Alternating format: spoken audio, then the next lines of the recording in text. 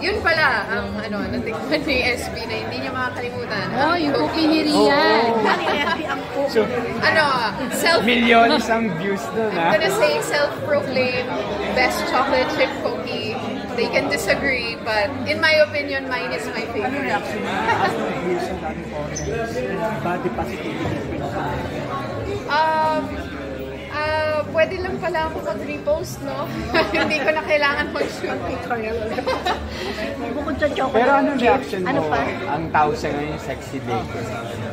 Sexy, yes. Well, yung photo kasi na yun was actually very by accident. We were ready to go swimming, umulan, nag-bake na lang kami ng friends ko. Nag-picture-picture si Michelle, and yun yung lumabas. This was 2021 yata. Pandemic. Or 2020. Kasi sabi mo tulog ka, pero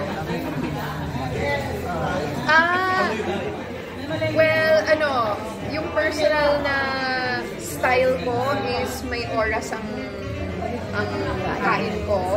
Usually, I started getting hungry 4 or 5 p.m. Tapos pwede ako kumain until midnight. Ngayon, kung hindi ako kumabot ng midnight, kunwari nakatulog na ako ng 11, calorie deficit na yun. I remember parang mas skinny shape. There was a time, oo. Kasi ako, I'm an emotional eater. So, if I'm a little stressed, I can eat way more than usual or much less.